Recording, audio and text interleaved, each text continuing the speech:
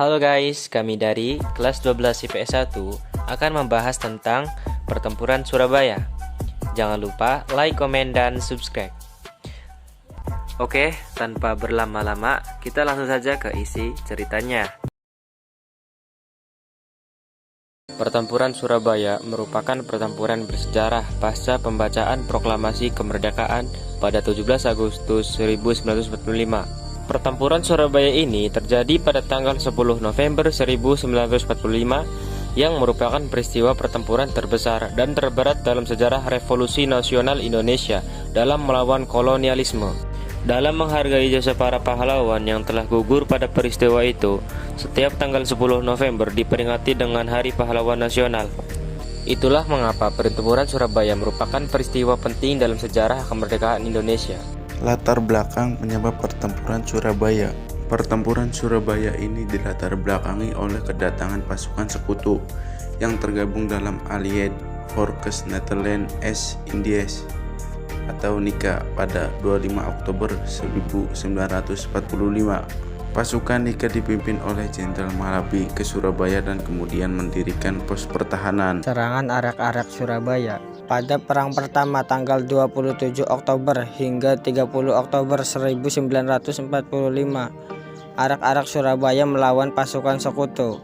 Pemimpin sekutu Jenderal Malabi tewas pada tanggal 30 Oktober 1945. Posisi Malabi digantikan oleh Jenderal Robert Mansell pada tanggal 9 November 1945. Jenderal Robert Mansell mengeluarkan ultimatum kepada arak-arak Surabaya yang berisi pemimpin Indonesia di Surabaya harus melaporkan diri. Seluruh senjata yang dimiliki pihak Indonesia di Surabaya harus diserahkan kepada Inggris. Pemimpin Indonesia di Surabaya harus menandatangani persyaratan menyerah tanpa syarat. Puncak pertempuran Surabaya terjadi pada 10 November 1945 di mana pasukan sekutu menyerang kota Surabaya dan arak-arak Surabaya langsung menghadapi sekutu. Pada pertempuran tersebut, pejuang Indonesia gugur dalam pertempuran mencapai 20.000 orang, sedangkan pihak sekutu sejumlah 1.500 orang. Yang menyebabkan kerugian bagi Indonesia cukup banyak. Bagi Indonesia, pemimpin perlawanan Surabaya kala itu adalah Bung Tomo.